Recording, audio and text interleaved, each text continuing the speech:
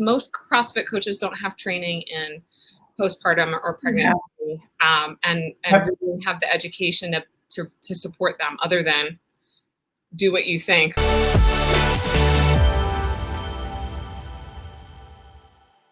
Okay, we are live, and I am so excited to have one of my local favorites, Meredyth El-Amine here.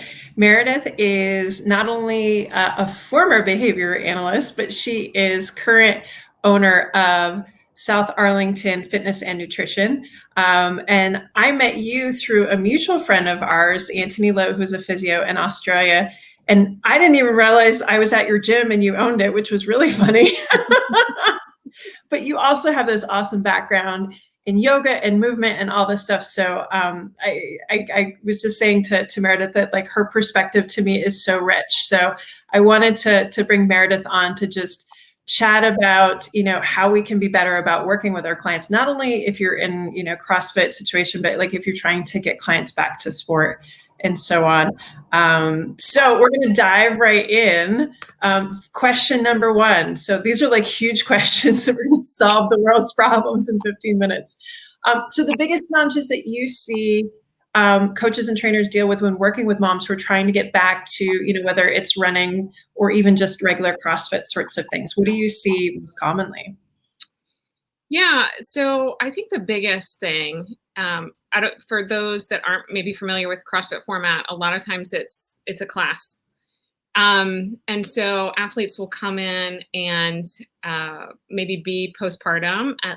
The coach doesn't know. Or, I think the biggest problem is probably anonymity. They're just ready to get back to work, and who knows, for whatever reason, they're not ready to communicate or don't know that they can communicate with their coach. I think that's problem number one. And then a very, very close second, at least in CrossFit classes, is most CrossFit coaches don't have training in postpartum or pregnancy, and really have the education to support them other than do what you think, right? Or do what you're comfortable with. So I think those two are probably neck and neck for me. Yeah, no, I think so too. There's two things on that. One is if it's your first time, especially in a CrossFit space, and that's where I think I'm somewhat unique because I came to it after having kids, where so many women come to it before. But even then, I almost feel like it's harder if you did that sport before and you're trying to get back to it because the expectations are so high. I mean, look at Annie Thorisdottir, for crying out loud, like she's popping her pelvic floor exercises up there. I'm like, why don't you process a little bit before you teach? But yeah, and it's kind of intimidating going into that space. But yeah, I mean, having those conversations with coaches that they may not realize that it's different. So I think that's a huge, huge challenge for sure. With running specifically, because running is such a small part of the class or the workout. Do you find that a lot of women will skip it and ask for another option, and maybe that's a key in, or what do you think? So they might skip it, but what I think is happening more often than not is they're pushing through.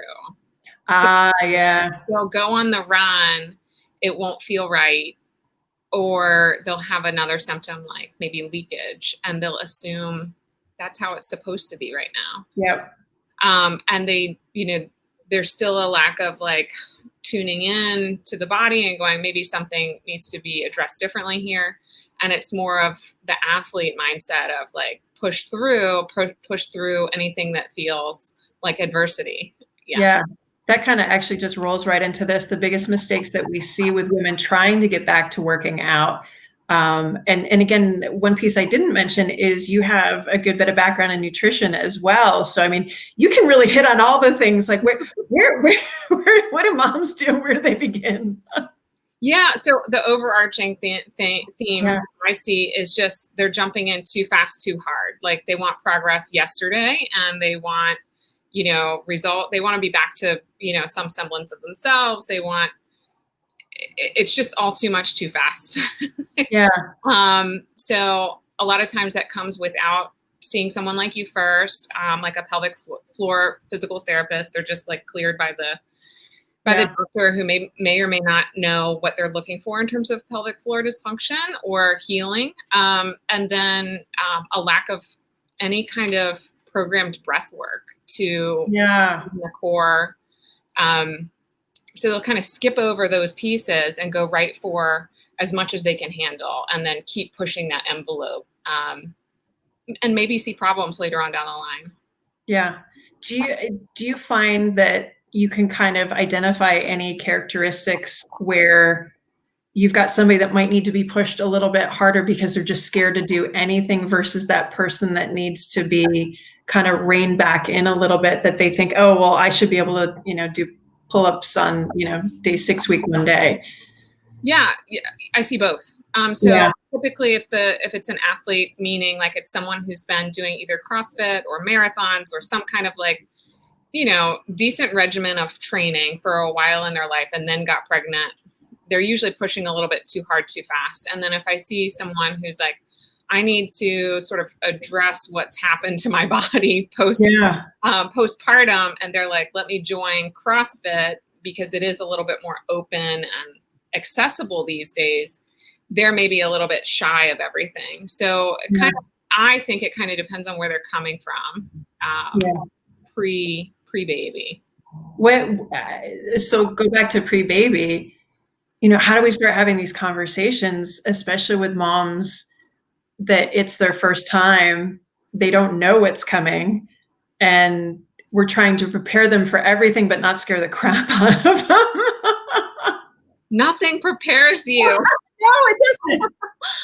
In full disclosure, you're pregnant with number 3 right now. I think the best we can hope for is that it's more involved in the dialogue. I don't know about you, but when I got pregnant with my first baby, it was like, okay, let me go on an information hunt. And I kept looking in as much as I could. And so, something's better than nothing. So I think if there's information just out there, it'll be more in the dialogue between moms and on mom groups and moms and things like that.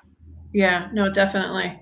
And then question number 3, for you, like if you were talking to somebody that either they want to get involved in working with moms or they're new to it, whether it's in fitness, nutrition, even, physical therapists, because there's such a surge, I think, now across the board, at least what I'm seeing, that women are or specifically female therapists are getting involved in postpartum care, not because of issues they've had themselves, but because they're genuinely interested in wanting to work with this population, where I think historically, so many of us, we kind of fell into it. I did before, but people fall into it because they've had issues themselves, and then they really kind of dive into it more. What are your tips for them? Well, I think it goes for any professional, education and continuing education. So yes, you can start to work with folks, but you have to be super cautious about what you're saying is the truth or right or wrong. And really stay within your scope of what, you've been trained to advise and coach and support with.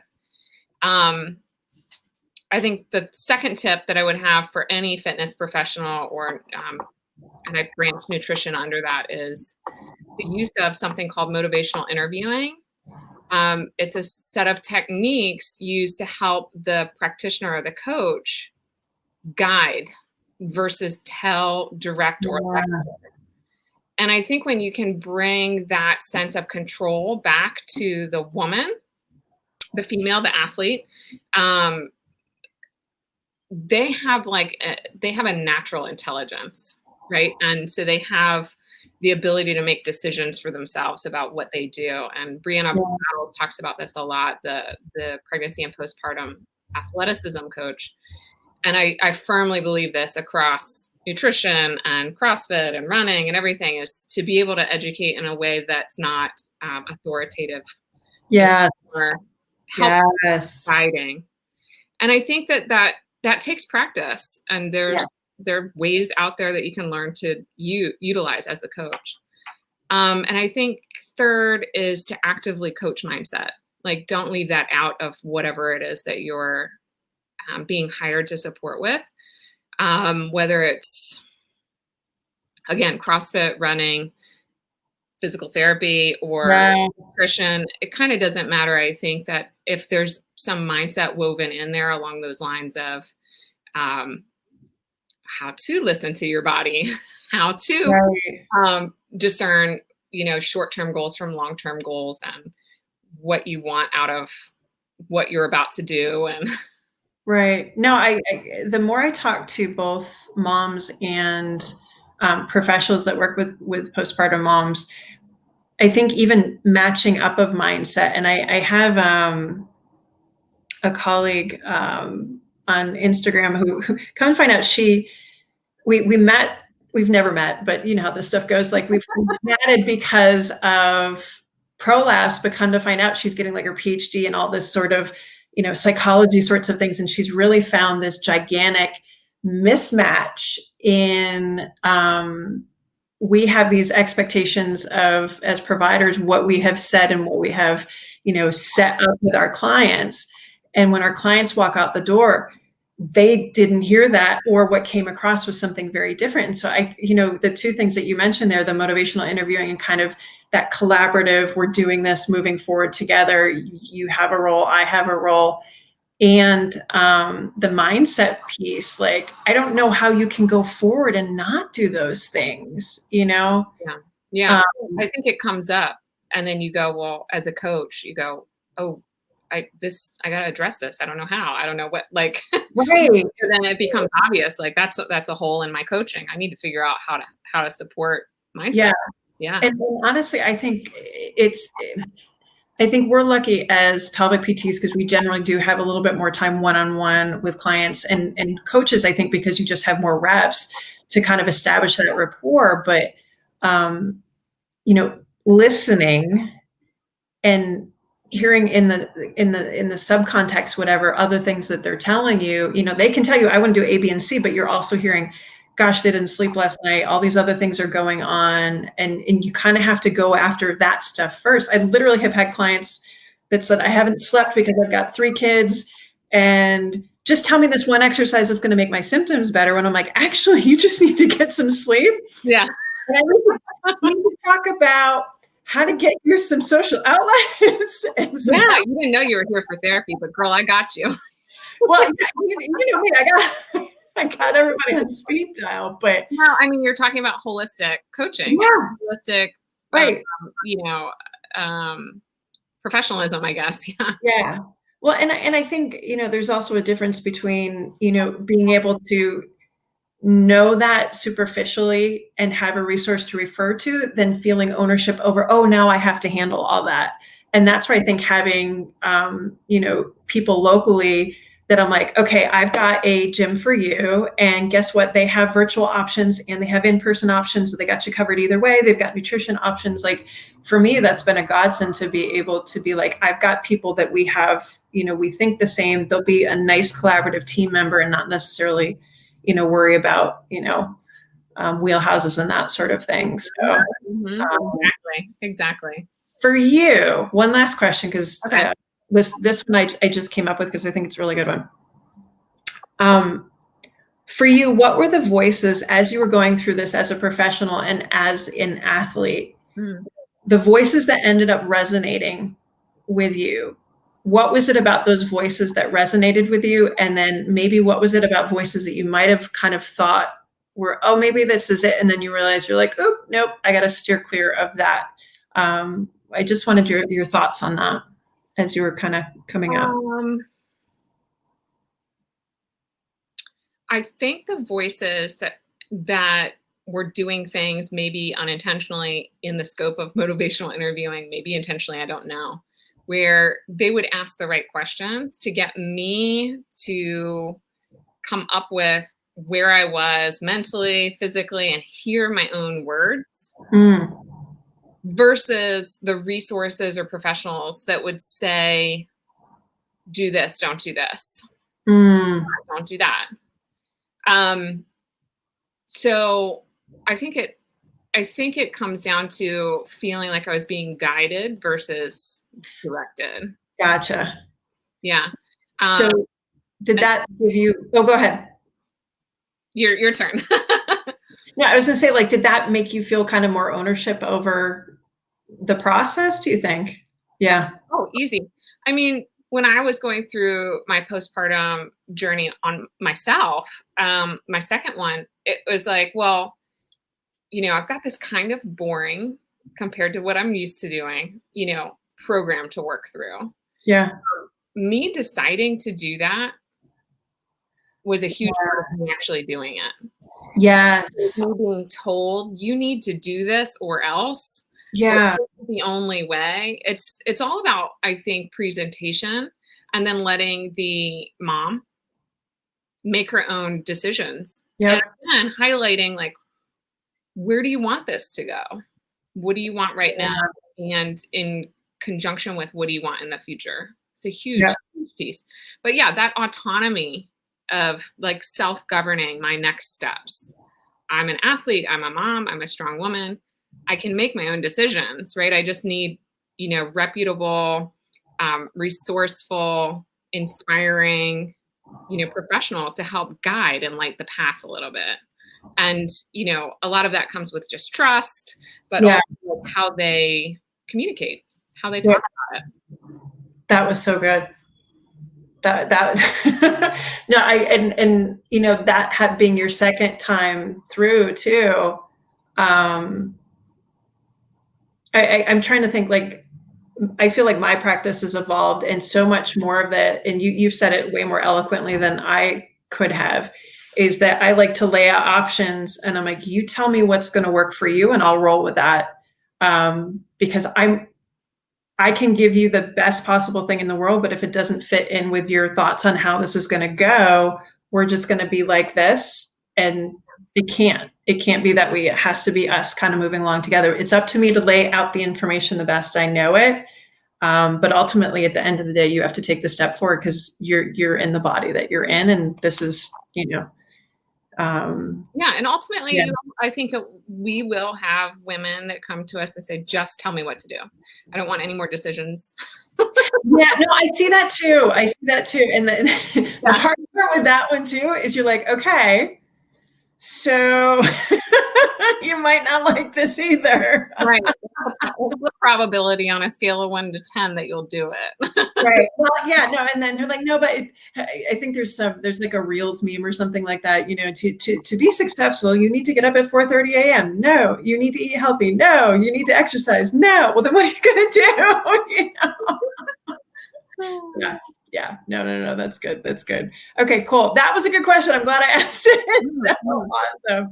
Well, if you want to find Meredyth, your Instagram handle, I don't want to get it wrong, so I'm going to have you say it. Okay. Live, love, Yoli, like yoga and Oli, Yoli, fit. Love that. You can just look up Meredyth El-Amine. Here, actually, you know what? I can make it a thing. Spell it out for me. It's live, love, Yoli, fit. YOLI, fit. Yeah, that's it. And then the gym one is South Arlington Fit. Because in my head, when I read this, it's live your life fit, but that's not what it says. Sounds like a good one too. So why not? Let's take all of them. And you were at South Arlington Fitness and Nutrition, formerly CrossFit Arlington. That's it. Awesome. Thank you so much for being on. If you want to find Meredyth, this is how you find her. And thank you for kind of using your rich background and just giving people some things to think about. So thanks so much. Thank you, Carrie. See you soon. Bye.